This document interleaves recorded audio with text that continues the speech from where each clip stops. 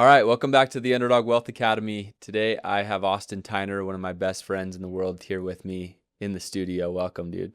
Thanks, man. This is awesome. Yeah, Grateful to be here. thanks for being here.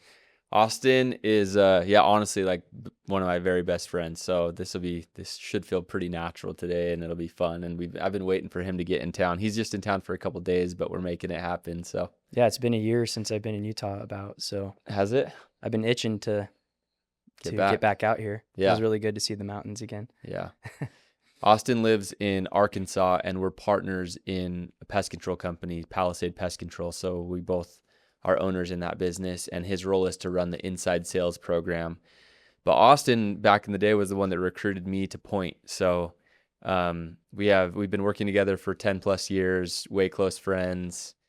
And I'll intro you just kind of a couple more things, and then we'll start chatting. But Cool. From Vegas, right? Originally from Nevada. Reno, but yeah, high school in Vegas. Kind of back and forth between Reno and Vegas. Yep. Lived in Reno till I was 15, and then I claimed Vegas. That's where I became who I am in high school down there. Yeah. Sweet. Yeah. Dad of 4 kids and been married for 10, 11 years. Be 11 in August. Sweet. Yep. Went to BYU. Yep. We met on our missions. We were MTC comps or roommates. And Austin served in Poland. I served in Bulgaria. And so we met back in the day in the MTC. Both of us were in there for way too long, like 9 weeks, because Yep. we were both learning hard languages. Yeah, I was the only missionary going to Poland. Well, only elder. Yeah. So we were roommates and companions outside of the classroom, but in the classroom I was with 3 sisters by myself. Yeah, he was a solo elder missionary, and then in a classroom with 3 girls. And so it was like him and his three girlfriends walking around, and They're walking behind me. Yeah. No, I'm kidding. I was walking behind them. But I remember a story real quick that Parker, you came and we became really good friends really fast. Me, you, and the other elders, Brad and Sandstrom. And then they were getting jealous because I was hanging out with them more. And they're like, Elder Tyner, we miss you. Like, maybe come not back exactly and, come that, back and hang out with make us. sure you spend time with us. Yeah. We're spending too much time with the Bulgarians. Yeah. And so, So shout out good. to my sisters. Love them. They're great. I have 3 sisters on the mission. I call them my mission sisters, and I have 3 sisters in real life. So That's awesome. Yeah. Austin recruited me to Point. So back in the day, did a bunch of summers of sales, elite seller. Like, if there's a short list of people that I believe are just like so technically amazing at selling, and Austin's on that list for sure. Thanks. Yeah. Best summer was 650 accounts. Yep. Sold 500 basically, like every summer. You did this the last couple summers. We were always competing, pushing each other up the leaderboard. Yeah. When you broke 600 in 2020, it was like I'm breaking 600. And I did it in 2021. Yeah.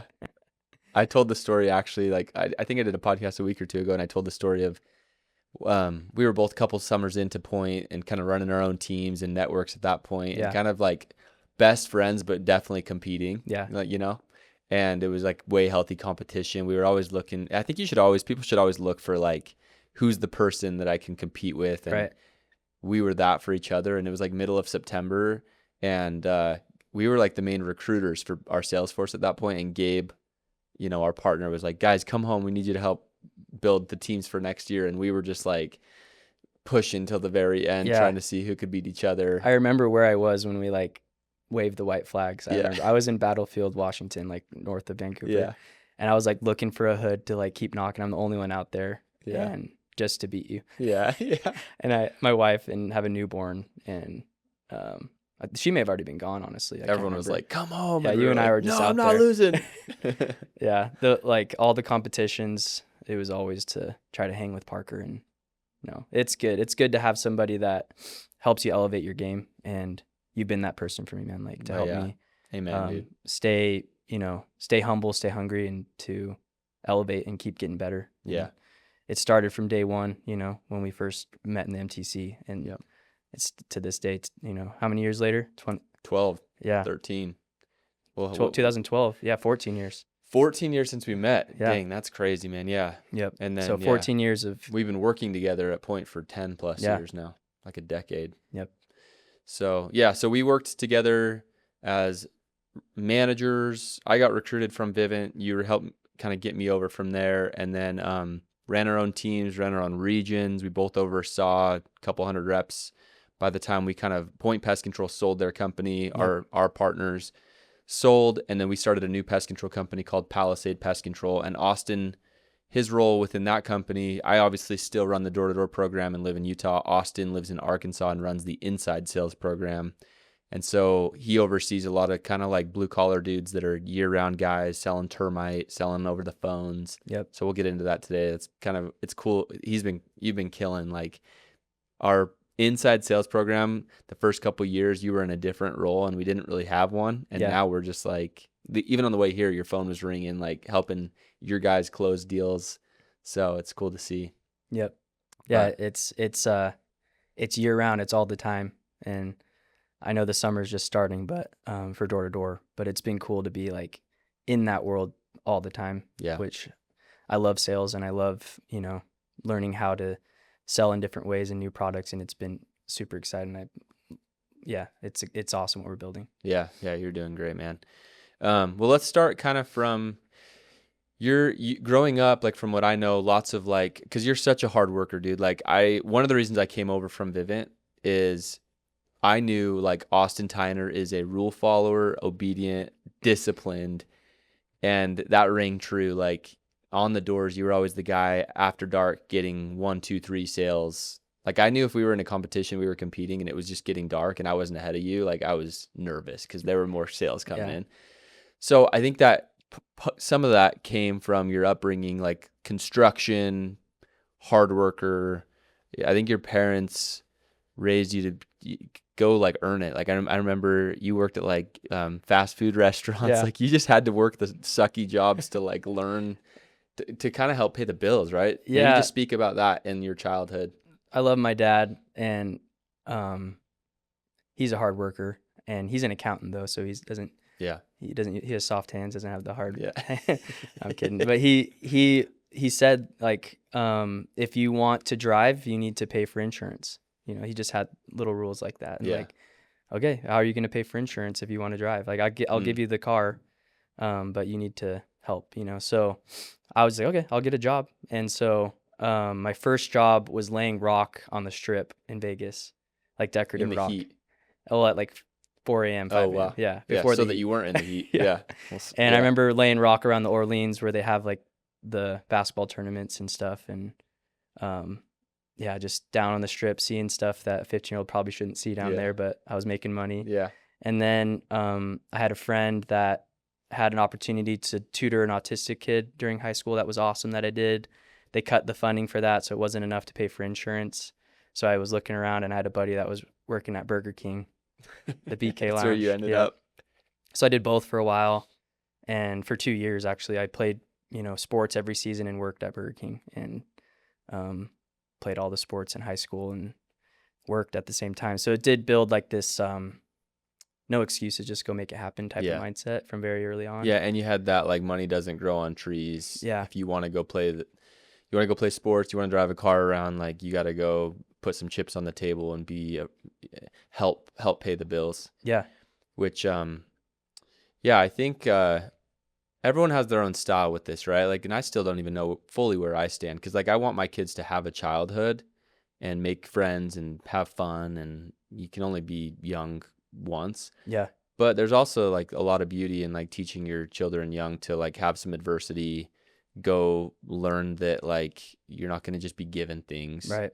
And it feels like, I don't know, like when I met you on the mission, you were way more prepared. And I think you had a little bit more of a maturity to you than I did, even because for me, like I wasn't forced to go pay my own insurance for my car, like I played sports and I learned how to go compete and stuff. And but be disciplined like, there. Yeah. For me, like I look back at it and I'm super grateful like that my dad did it that way. And he was also like, you're going to have to ride buses on your mission. You're going to have to ride bikes. Like, so my dad, there was a point where I was driving a 2015 Tundra and like the cool kid on campus. And for some reason or another, he sold the truck. I think it was the 2008 recession. I think he just had to get rid of the truck. And so I went from the cool senior driving a truck to riding my bike to around. So I was riding my bike to Burger King. Yeah. which was far. I actually never connected. I actually never connected just this idea that you lived in Vegas like during the recession. Yeah. And you were in high school probably. Yeah, right? I was a freshman. Do you have any memories of just like kind of observing and looking around? Because I know Vegas got killed by that more than a lot of places actually. Like the housing market, you could go buy a property for $60K. You remember where I live in the north side of town?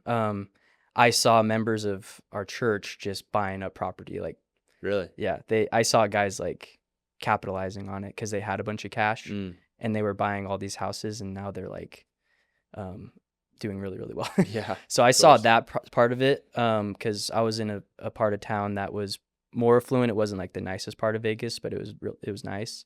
And there was some guys that were really smart investors that were buying a bunch of properties. But I did see a lot of houses get foreclosed. But yeah. And yeah, I wasn't super aware of what was going on. Yeah. Nor was I. Like in high school, we were still a little bit young and like head under the sand a little I remember my dad working a lot and being stressed, and I remember people losing their houses and hearing about it. But I remember also seeing like one neighbor in my neighborhood. He just bought a bunch of properties, and that was the first time I heard of that. But that was just over my head until now. I'm looking back what he was doing. You know, that's cool. So, but yeah, my dad was like, you know, those double-decker buses in Vegas, they come out by my house, and he's like, you got to learn how to ride a bus. So like, you're going to be doing that in a couple of years, and was like encouraging me to do that. And my stepmom's like, no, he's going to get like, you know, hurt on those buses or something. So like, I ended up just riding my bike everywhere, but it would have added way longer to get to Burger King on that bus than just riding my bike. It's pretty interesting. It feels like, your dad had a little foresight into just like trying to help you understand.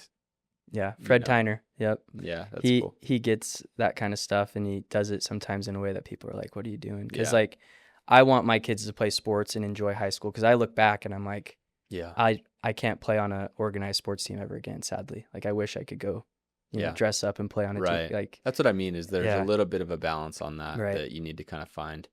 So, but I'm grateful how it went, and I'm going to implement both, and it'll be fun to try to see what works for my 4 kids. And yeah, that's cool. I like that. Let's talk about your mission. So you served in Poland. Maybe just a couple nuggets, takeaways from that experience. The first thing that comes to mind is I'm sitting in this chair because I decided to serve my Savior on a mission. Like, I would not have met you. I would have not been in the place where I could be to bring value to the marketplace like I have for Point and now for Palisade. Like, meeting my wife, every blessing in my life I can trace back to serving a mission. That's cool. And deciding to give my life to Christ. And it really, that's what it's all about. Like, it doesn't matter where you go. I'm really grateful I went to Poland. There's a lot of pros of going there. There's a lot of cons too with regards to different things. What were those? Let's hear like a couple. The pros are, it's a really cool country. Like, there's a ton of really cool history, sad history. Yeah. Like going to Holocaust stuff, like really sad. But also very proud history, how they were wiped off the map for over 100 years, from like 1800 till the end of World War I, and their language survived because of they were allowed to speak Polish only in the Catholic Church. And so like the Germans and the Russians in different countries that took over were trying to wipe Polish out, like the Polish culture, and they survived that. And they came back, and they're just a really resilient people. So learning how to be resilient. That history right there, even that little nugget, is why sometimes Eastern Europe is a beast, because same thing, like they survived because of a faith tradition. Yep. Like a language survived because of a faith tradition. And so like, you know, 100 years later, like there's just so much pride, which I don't blame them. I think it's like super cool. 100%. In, you know, the history of like their faith tradition. Our language exists still because of our faith tradition. Yep. And then you show up trying to like share a different message, or that there's a different spin on it. Which obviously you're trying to add to it, but it's a beast. I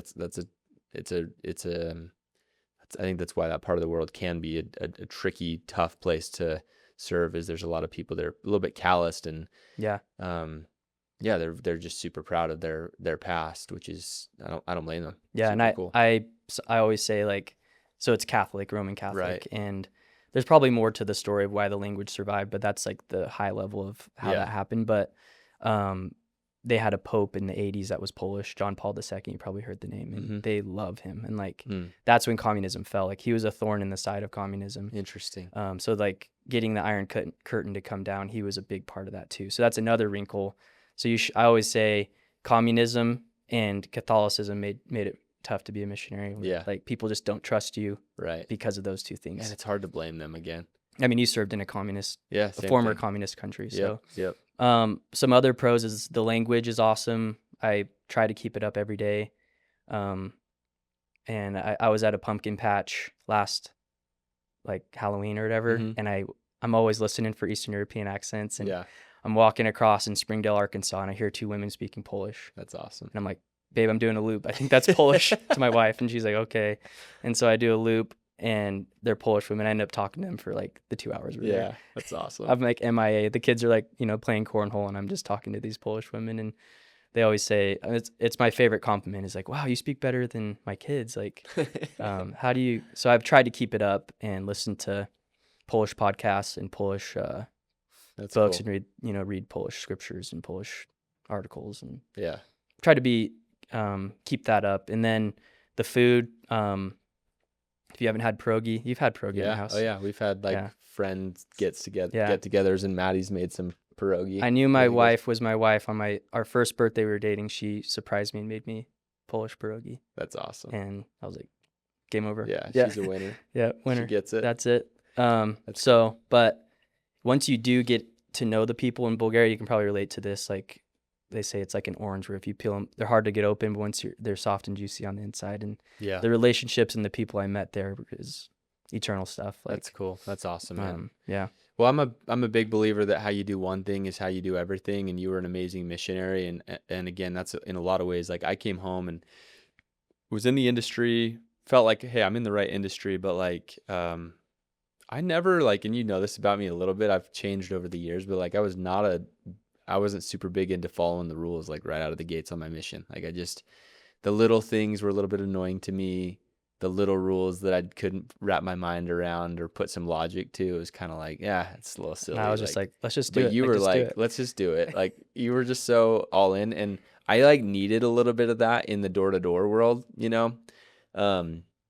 because I felt like I have talent, I have charisma, I want to earn a ton of money. So like, I feel like I'm playing in the right game, but I was like, who could help me kind of go unlock a different level of potential? And like, you were that guy for me, man. And so let's get into your summer sales journey. Yeah. I know, you did a summer at Aptive, transitioned to Point. Your first summer at Point did over 500 accounts. And that's where I came over that year.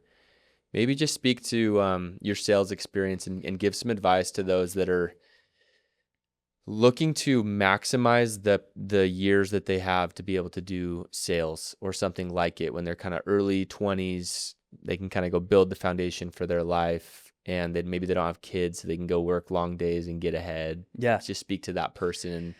Yeah, I didn't know about sales at all, like in high school, and coming out of high school before my mission. So you mentioned construction. I did roofing before and after my mission. So I was going down to California and did like really hard labor. I was basically a glorified garbage boy. And just like cleaned the garbage up. That's all I did and made like prevailing wage, which, was like $40 an hour. So I made the decision I was going to pay for my mission, did that. And after my mission, I was going to pay for college. And so, college is more expensive than I thought. And there was a point right when I signed to go sell, I had $75 in my bank account, right around the same time my wife made me pierogi. I had $75 in my bank account, had to get a loan out for school at BYU. And I was like, well, here we go. Let's do it, So I guess my advice back to your question is no matter where you're at, like, make sure you try to have an open mind with who you're going to sell with.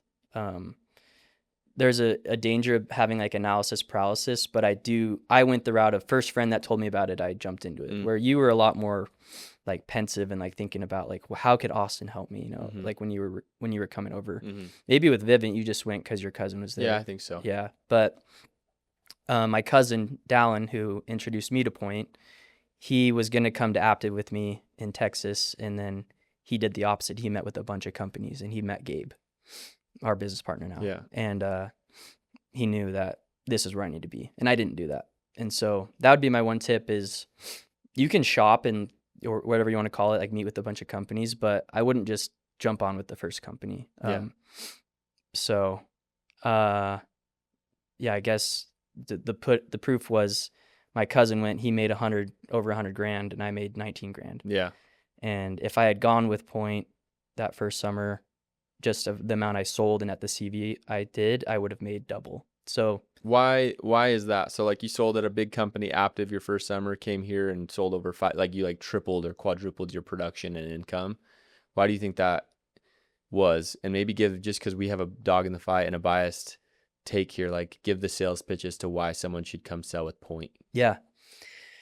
Looking back on it, I take ownership. I try to extreme ownership. I know we preach that a lot. Like I was so distracted. I was engaged. So first summer, Aptive, I was very distracted and probably not the best rookie rep ever. I sold 200, like decent summer.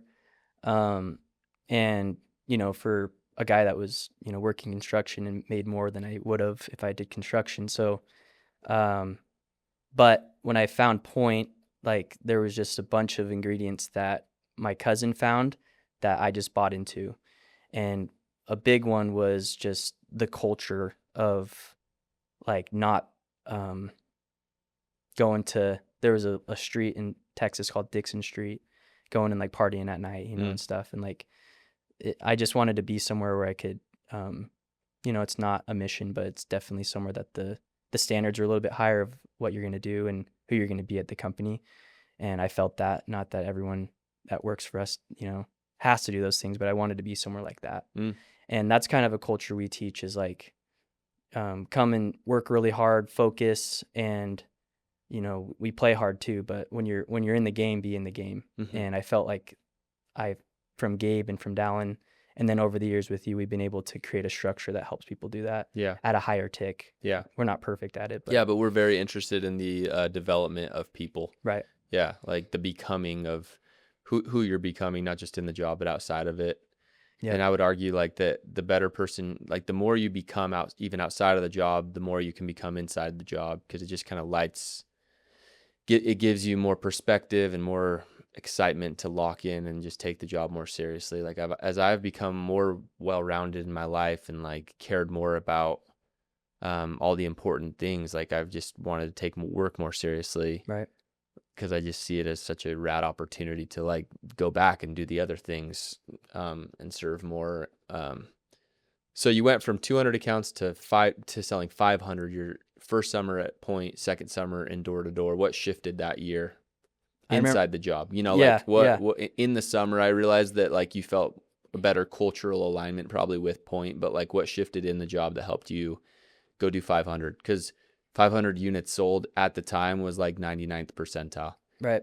Yeah. I think I always joked with people I got married. Like that was an answer I told the guy that was at Aptive and ended up coming over. If you remember George. Yeah. And he's like, come on, there's more to it than that. Yeah.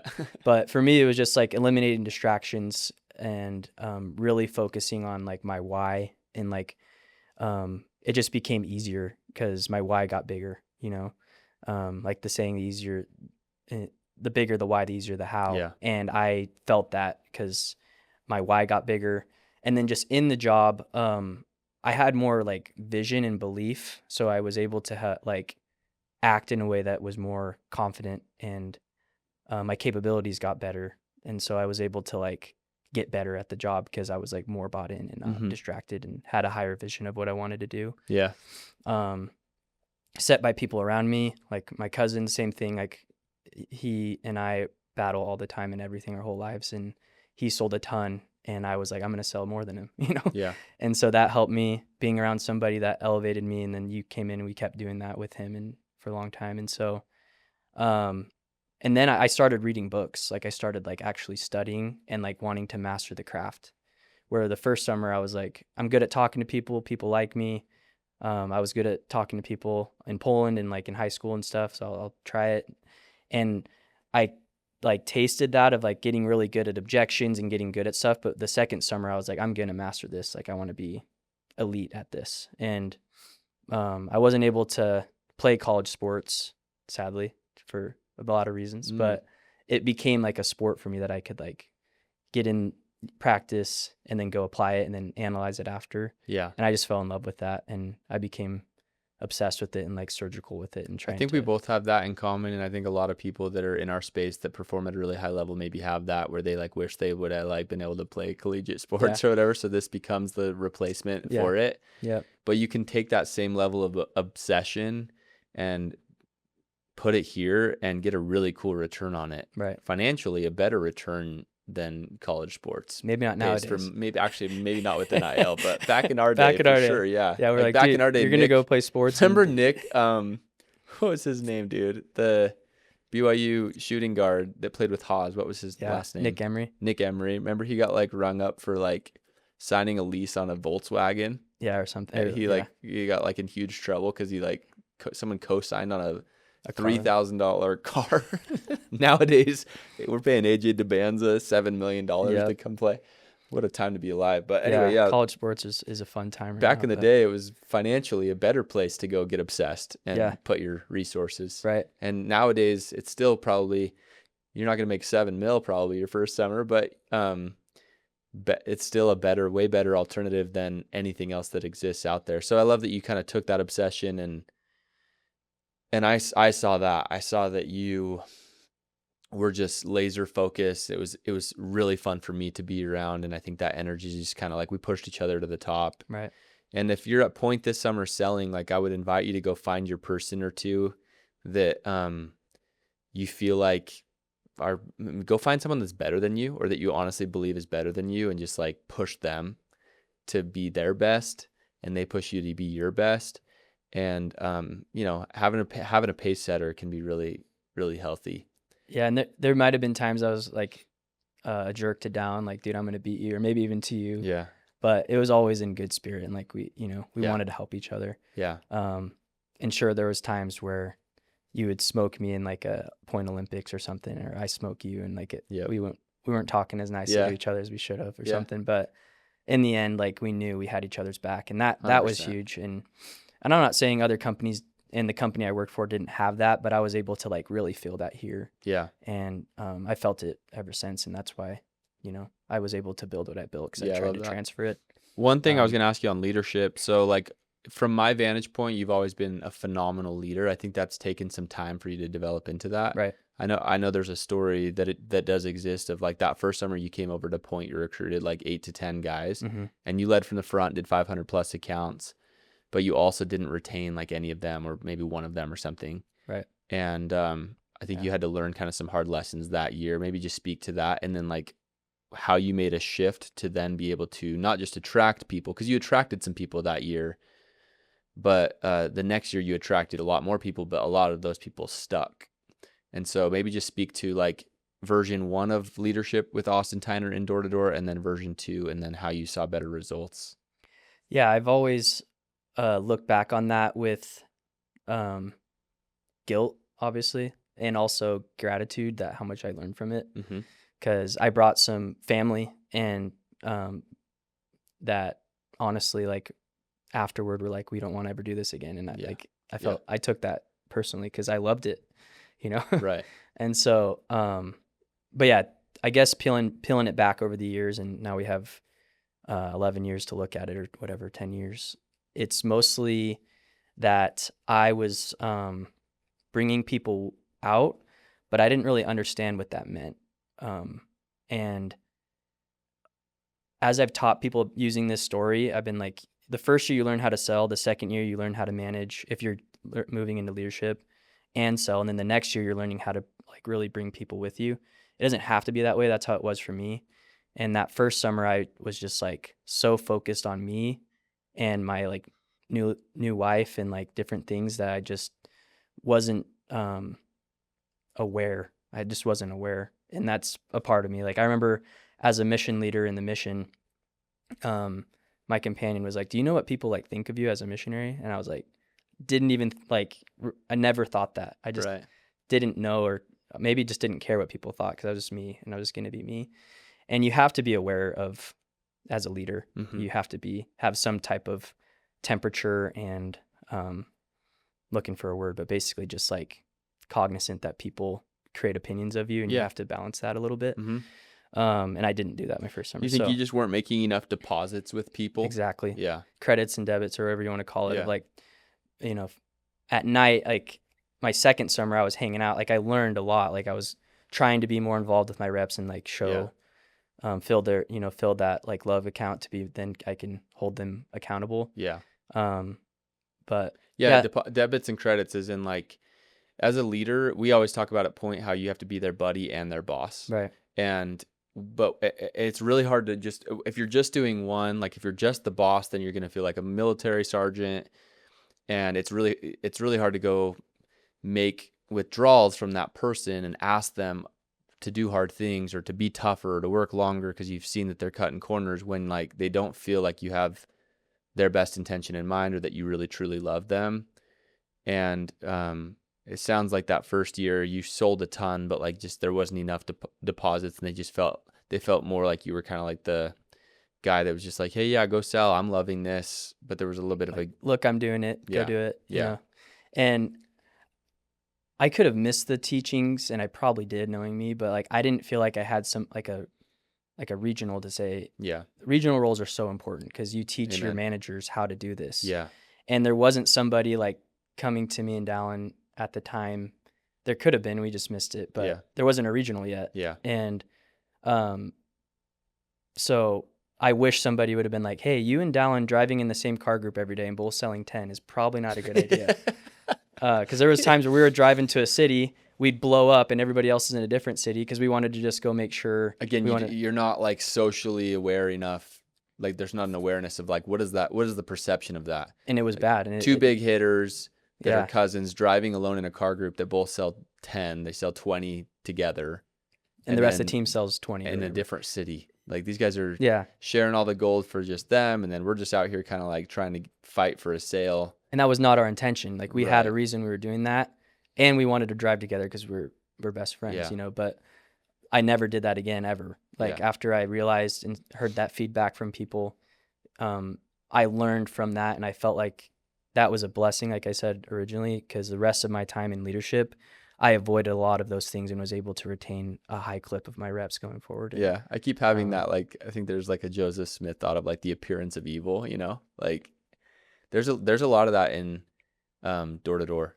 And just not just in door to door, but like in any leadership type of role, being super cognizant of like what is the perception, or what would, like, if I'm the rep looking upstream at me as their leader here, like what are they thinking and observing? I'm a freak about it now because like it can impact, especially in door to door. It's a pressure cooker, and people can make a judgment and they won't let go of it. And that's the same in life too, but especially in door to door where they like form this opinion about you as a leader and they won't get off of it unless something happens. Yeah, so, once that's like anchored and an opinion is formed there, it takes a lot of time. And like trust is built in drips and lost in buckets. Right. And like that was like one of those where you lost, the whole bathtub went empty. And I found out like in the exit interviews, and it was just too late, you know, or I mean, I didn't ask questions or figure it out until like in the exit interviews, so that's a whole other thing. Those interviews are so important to be prepared for, to help. But anyways, like I was not ready for that and went in there and was just like blindsided that people felt the way they did. And I had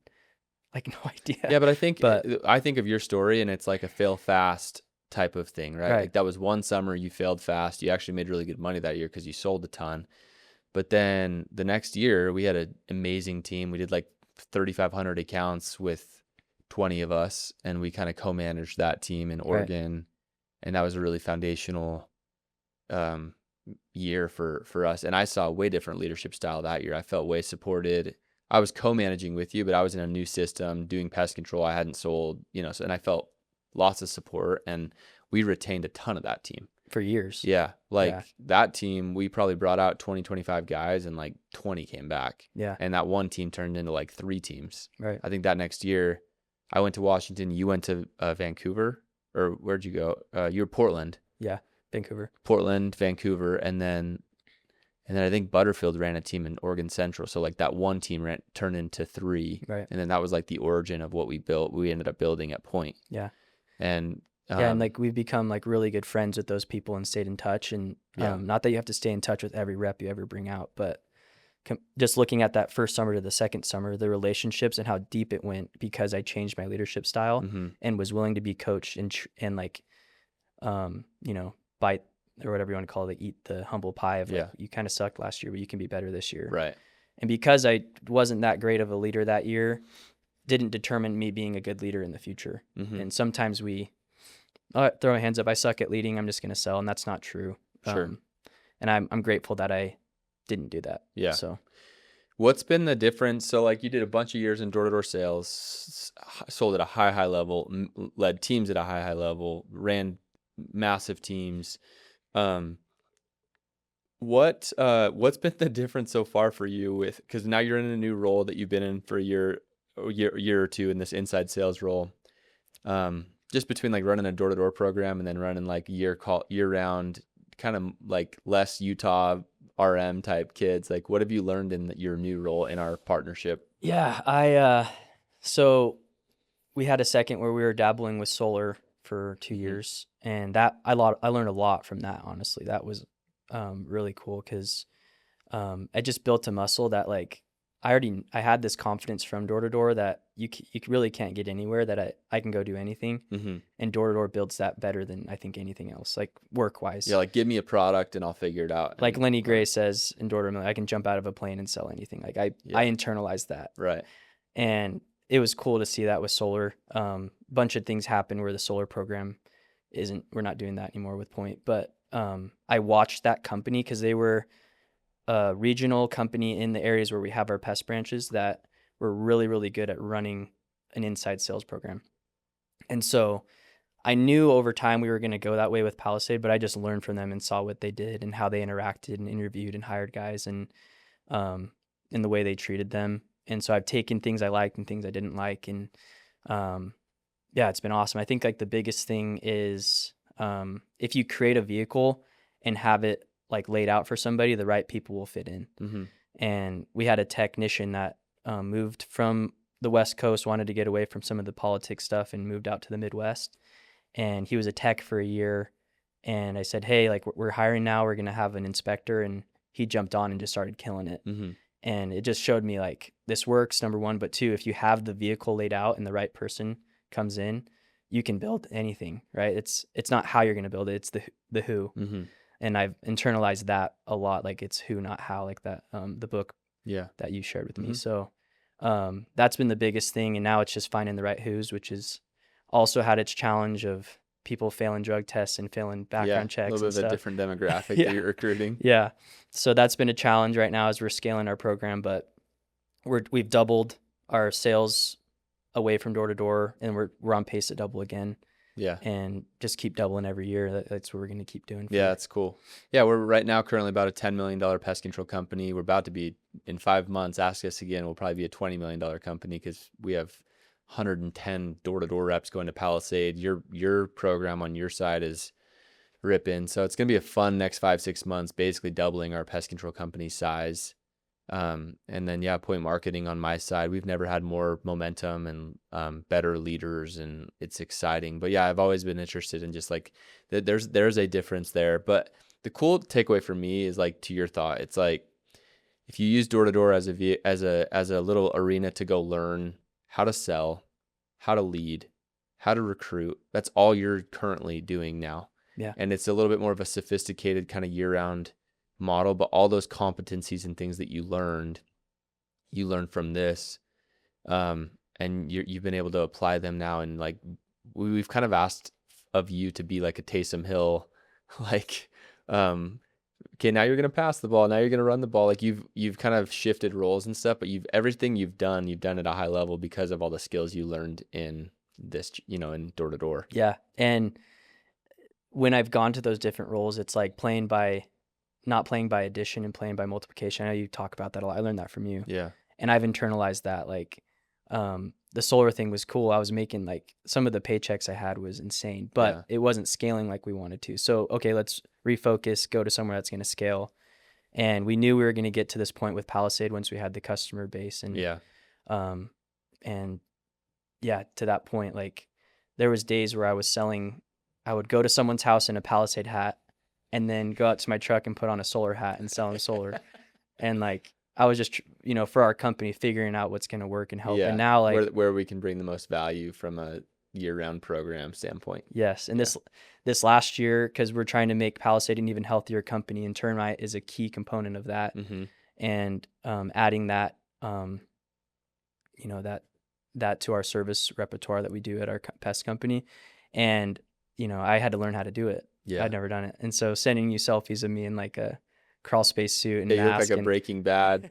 If you've ever watched Breaking Bad with like the white suit, it's like cooking meth in his RV. Austin sent me some screenshots like underneath a house wearing a Breaking Bad outfit. Yeah, like just learning it, which you did. I so appreciate. I'll say this, like having a partner, a business partner that is just down to like do whatever it takes to benefit his partners means the world. And I've felt that from you. Like we've asked a lot of you, and like just being able to be adaptable and go learn it has been super rad. And again, dude, like when you showed up running that inside sales program, I think that year we did a couple $100K total in revenue, like we had like 1.5 guy. Yeah. And what do you think we'll do in 2026? Our inside sales we're program? Gunning for over 4, pushing 5 million. Yeah. So it's super valuable. Like to do 4 or 5 million in a year in inside sales. And this is kind of more so applies to like business owners listening to this, but door to door is super expensive. Love my listeners that are selling for us, but we pay you a ton. And it's crazy important if you're gonna go own and operate a business to have the side of your business that lowers your cost of acquisition per customer. And inside sales helps a lot with that. It's year round. Inside sellers they can make really good money, but it's spread out over 12 months and they do, a lot of revenue. But anyway, it's a healthy component to have. And all these companies that are selling for big, pest control companies that sell for a multiple, they have an inside sales program that's dynamic, that's good, that helps kind of dilute the cost of the door-to-door acquisition stuff. Because door-to-door is so powerful, so amazing. You get so much density in a city by hiring a bunch of, and so fast. Yeah. But it's expensive. Yep. And so you have to have and I don't think it needs to be a or thing, like do or door-to-door or do inside sales and not grow very fast, because it takes time to build the inside sales program out. It's a beast. Yeah, like at the beginning it was like we started this and it's like, let's hire as many termite inspectors as we can. Yeah. And I've loved working closely with Jacob Borg, because before he was always in operations and you and I were doing door-to-door with Gabe, right? Yeah. And so this last year and a half of working hand in hand with Jake and talking to him, I've just learned a ton. And one of them is like, hold on a second, like let's analyze this. Mm-hmm. Like we have to get trucks, we have to get this, we have to do licensing. It's not just like spaghetti against the wall. And that's why he creates such successful businesses and relationships. He's not a spaghetti against the wall guy. Yeah. He wants to grow really fast, but he wants to do it the right way. And so I felt that but once he said, go hire and start, blow it up, we're ready. We have all the trucks, we have everything ready to go. It's been awesome. But cross-selling termite, just to plug that, it is awesome. That's cool. I remember sitting in the hot tub in Hawaii. We went on our top producer trip, and there's some Moxie guys there. Oh yeah, I remember that. And we're like, termite, what are they doing? Dude, there were guys there that made $200,000 last year just only doing termite. Right. And it's a real vehicle, and we're just scratching the surface on what we can do with it. But it's a real opportunity to make really good money if you want to stay in pests and not do door to door. But we're on the way, and it's working. That's awesome, bro. Shifting gears, I think you're an amazing husband and dad, and always have been, and it feels like it's been like really natural for you since day one. Tell me just about your family and what makes a good dad, dude. You got 4 kids now. What do you just I don't know, what's your knee jerk on that? What makes a good dad? It's a loaded question, and it's what it's all about. I remember sitting as a missionary in Poland and hearing, one of those moments where you're on your mission, you just remember it, you know where you are, what you felt. And my mission president was like, this whole earth was created for families, that families can be sealed in the temple. That's what it's all about. And I know everyone on this podcast aren't members of our church, but being together as a family unit forever is so powerful when you link that with faith and with a relationship with your heavenly Father, and that your earthly father as well, and then trying to like implement what you learned from that. Mm-hmm. And so in a roundabout way, like what makes a good father, like I asked my son this morning, because you texted me that, I'll share this. Yeah. And I said, hey, Truman, he's 5 years old. What makes a good dad? Like, how do you know dad's a good dad? And he's like, if he wrestles with you. And he loves to wrestle. And so being present, and I struggle with this, and I could be better, of like being present in all the meaning of the word present. Like if you're there, be there. And as business owners and starting new teams, like I get calls and texts all the time, and it's a challenge to like focus on your little baby instead of taking a text from a baby rep, right? Yeah. But I have a 7-year-old girl, a 5-year-old boy, and a 3-year-old girl, and just added a newborn. Well, she's 7 months now. Yeah.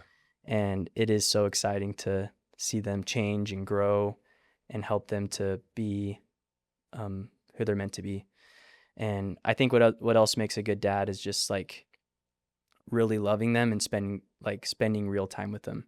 And so I try to carve out time to take them on lunch dates or daddy dates and at night, and like I'll check my daughter out of school and take her to Topgolf. That's awesome. Teach them golf. That's what a good dad does. Yep. And so she loves that when I'm like, hey, we're gonna go get lunch, and she's like, Topgolf. I'm like, yeah, let's go. That's awesome. And so we live like 2 minutes from Topgolf in Rogers, and so go hit it for 30 minutes and get her back before recess. That's cool. And so doing stuff like that, just being intentional and present, I think makes a good dad. And then making sure that they know their worth and who they are in the big scheme of things, and instilling in them that they're loved by God and loved by their family, and that they can really feel that. Yeah. And the way that I think they feel that is just like being genuine. Like my dad was so good at this, where he would just naturally talk about Christ and his faith in a way that wasn't pushy, it wasn't weird, that I just like loved and like soaked it up. And I want to be like that too, right? It's just natural. It comes up, and he would say like, man, I love this or this about the gospel or about a certain scripture or whatever. And then I'd be like, oh, and like for me, it just worked. It pricked my heart. And that was like a big part of where my faith and me wanting to learn more and become a faithful person came from my dad's like just intense love for God, but also like his natural way of sharing that with me. Yeah, that's cool. There's a lot that can be learned about our heavenly relationships from our earthly ones. And I feel like I've always been so interested in those parallels. And I think our faith position is really interesting. Like we genuinely do believe like we have so much potential, and we believe we can become, a creator and God one day ourselves. Like that's part of our theology. Right. And some people like mock that or think it's corny. I think it's beautiful. Like God is so interested in our development and so interested in helping us bridge the gap between our potential and our performance and potential, and I think that's what's so cool about being a dad is like now you're in a little microcosm type of situation. You get to go do that, play that role in an earthly relationship type of setting. Yeah. And it's just like, what's cooler than that? And it's a little bit humbling, and it's a little bit of a heavy weight on the shoulders because it is so important. And you do have a really big, they really look up to you, and they really like listen to what you say. They even more watch though how you conduct yourself. I think that's the thing that I've been thinking about lately for me is like talk is so cheap, and how we actually live and the tone that we bring to the day and the patience that we show, like that stuff really, really matters. And we're not going to be perfect. God doesn't, need us to be. One last that I wanted to share. I shared this with you this morning, but I was thinking about kind of the same idea, like who's a good dad. And we do these flashcards with our kids at home at night. It's like it's like a deck of cards that has questions on it at night. And it's like just kind of a cool, so that you're not having the same conversations over and over every night that are like mundane and monotonous with your kids. Like, how was your day, bud? Okay, cool. Good night. Love you. So one of the questions that I pulled this week with Noah was, if you had $1 million, Noah, what would you buy? And he like sat there for a second, and he just said, I don't know, just like cool things with you and mom. I love that. And I was like, what do you mean? Like I dug a little bit. Like, what do you mean cool things? He's just like, go to the park and maybe like a roller coaster ride and I'm like, in my head, I'm like, that costs nothing, Yeah. And it was a cool reminder that you don't need $1 million to do what your kid wants, which is just spend time with them. Yeah. And I heard this story recently as I've been listening, trying to learn more about our new prophet, President Oaks, and listening to all of his talks. And there was a line that stood out to me where he was talking about being a present parent. And he's like, there's this father that took his kids on a big trip through the whole summer, like multiple trips, like, and it was amazing, decked out summer, like sports events, Disney World or whatever, all the stuff.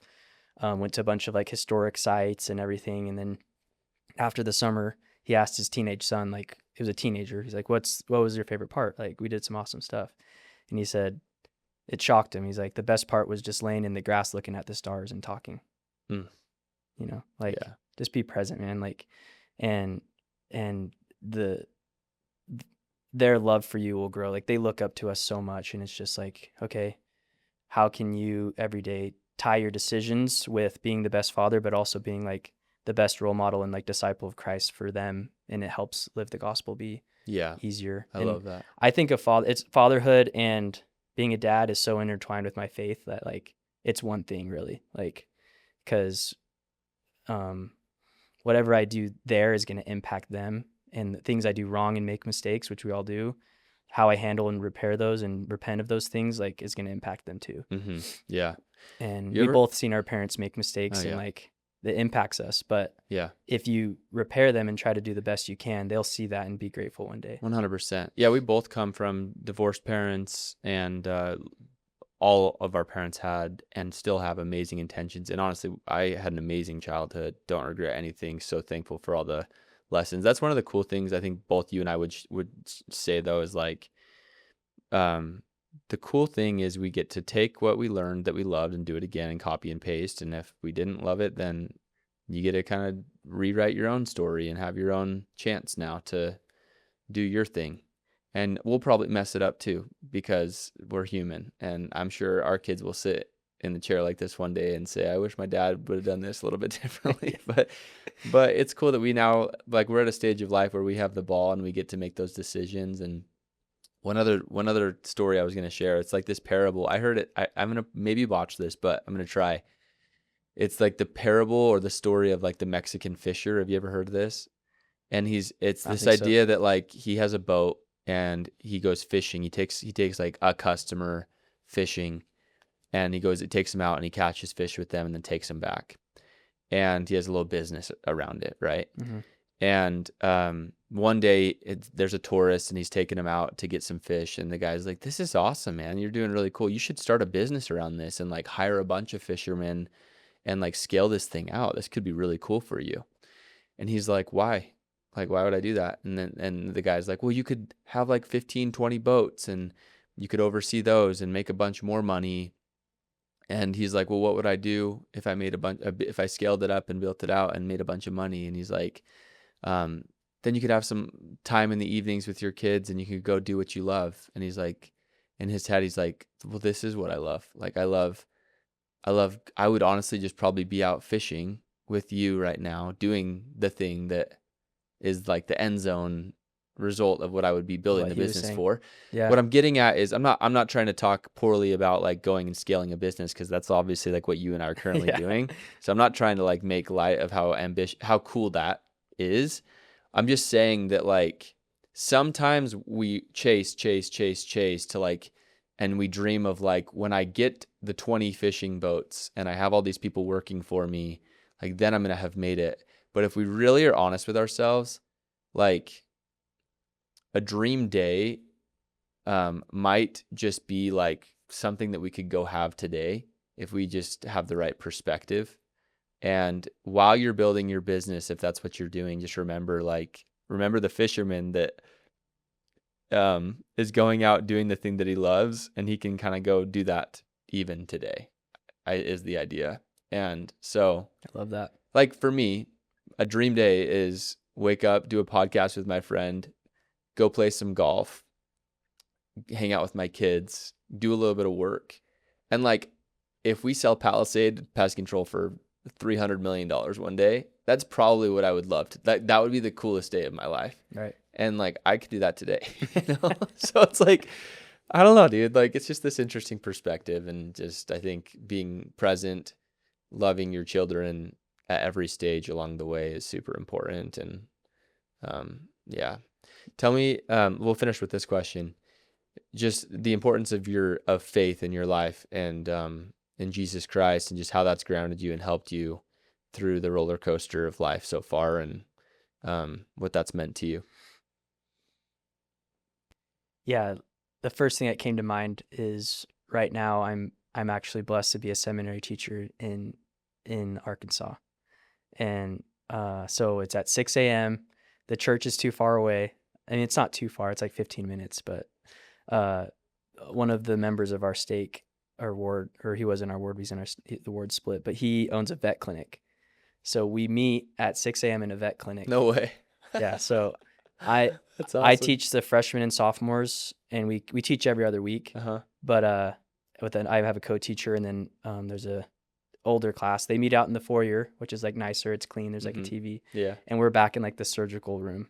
Like literally, there's been I mean, it smells like dog chemicals and dog. And it's a clean place. It's new. He just rebuilt it. It's really nice. It's a nice place. Yeah. So if Owen ever sees this somehow, but I've been learning so much about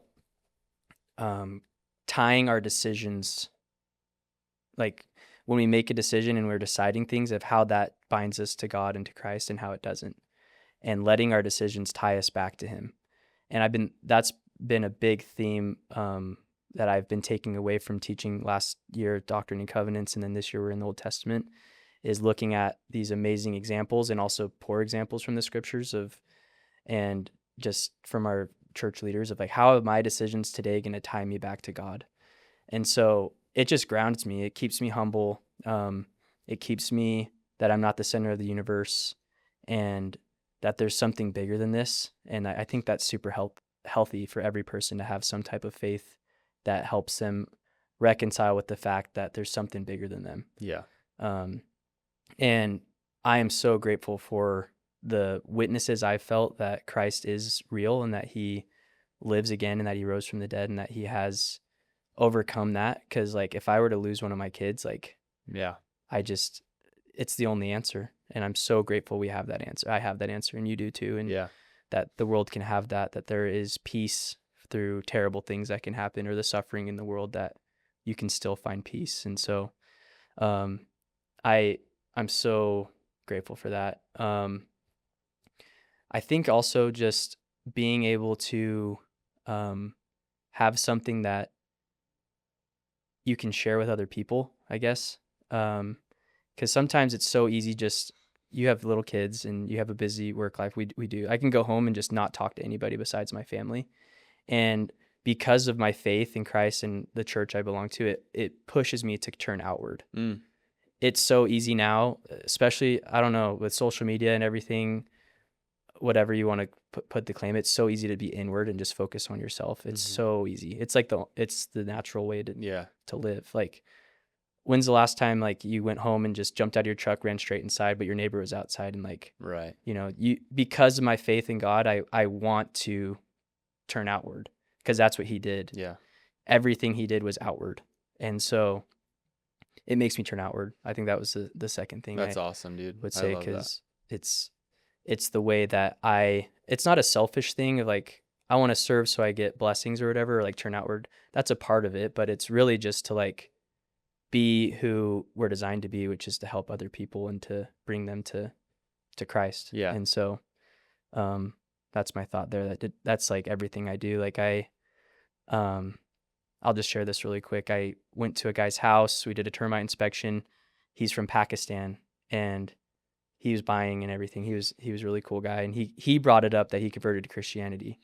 And he told this story of how he grew up in Pakistan. He knew a lot of Iranians, and he was, the topic of Iran and how sad it is and everything going on came up, and he was pretty opinionated and of like a bunch of different things politically, that he's pro US, and like he lives here and loves it. But he was like, I was raised to burn Bibles. Like if I found a Bible, I burnt it. Wow. If I found anything Christianity, I was taught it's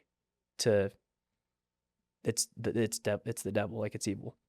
And so he moves to America in Texas, which is like the Mecca of country. Yeah.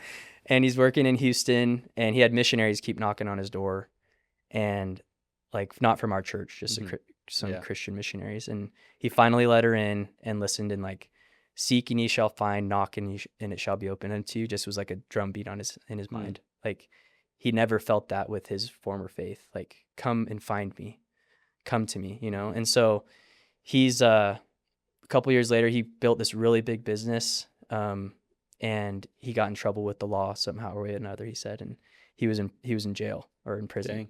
And he's like praying. He felt like he was wrongly accused, all this stuff, and then he's like, I'm going to say a prayer because Allah, you're not hearing me, like his former God. And then he said, I'm going to pray to Jesus. And he got his lunch and he drew a cross on the wall. This is his story, and it's pretty wild. He said, and he said a prayer, and right at that moment, like after he said amen, the door opened, and they said, you've been released. Like something came in that you can leave. No way. He said a prayer, if Jesus is real, let me go, get me out of here. And so he told the whole story, and he was just like, really, really cool about how he was able to read the Bible in his own language in Urdu in Pakistan. And at that moment, I could have been like, cool, man, thank you for sharing. But I wanted to turn outward. So I gave him a copy of the Book of Mormon in Urdu, cool. Like a virtual copy, and like just bore my witness to him that he can keep building his faith and deepen his relationship with Christ. And I don't know where that's going to go. Who knows? But it was a really cool story that he's turning outward and sharing his testimony, and I want to be a participant in that. So that defines my faith a lot, is just being an active participant and helping people find peace and light. That's cool.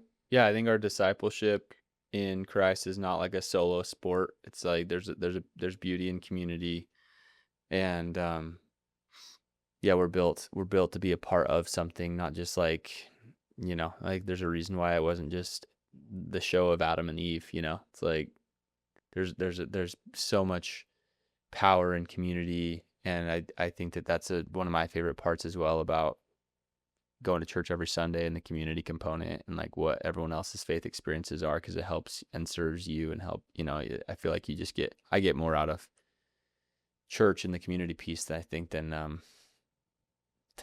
anyone else. I love that part of it. So if you're going to church because you want to go to just for you're doing it wrong. You're going for others. Yeah. And like just high level, like I'm so grateful for you and our friendship and our brotherhood. And it all started because we decided to turn outward and not focus on ourselves, and to sacrifice you being a BYU starting point guard to go on, right? Is that what you're Yeah, right. You didn't go on your mission? No, but no, I wish, dude. I would, if that was that would have been a real temptation if I had that actual if you had that lined up. Yeah. No, but I'm grateful for your example of that too. And but I'm so grateful, and it's so great that we're not just floating along, that it's all with the purpose and there's a plan by design. Yeah, no doubt. Yeah, there's this phrase in Bulgarian that, oh man, I haven't thought about it in Bulgarian, but it's like, I think in Bulgarian it's Ima časovnik, трябва да има časovnikar, which means if there's a clock, there's a clockmaker. And I think I botched it in Bulgarian, so hopefully no Bulgarians listen to this. But just have there's a clock, there's got to be a edit your voice, make it right. Like, come on, man. There's a plan, and there's a creator, and like we're not just randomly here. So I love that. Anyway, dude, thanks for coming on. This has been super fun. Thanks for having me. Love you a ton, and I'm stoked about what we're building in and out of the business. And next couple years are going to be a blast, and we're just in build mode in all phases and keeping excited to win in business and in all the other areas, and excited to beat you in golf on Monday too, so it'll be awesome. It's an honor to run with you and to get my win every like 8 rounds against you. Let's go. Every 8th time. But yeah, I'm honored to be like your friend and seeing what you're building with this whole vehicle you're building with the Wealth Academy, Underdog Wealth Academy, and then also with Point. Like, so I'm in like awe of it, dude. Like, thanks, you're doing an amazing job, and we're lucky, all of us, to rub shoulders with you and to know you and to be taught by you. So keep it up. Thanks, bro. Cool. Thanks for tuning in, guys. We'll catch you guys on the next episode.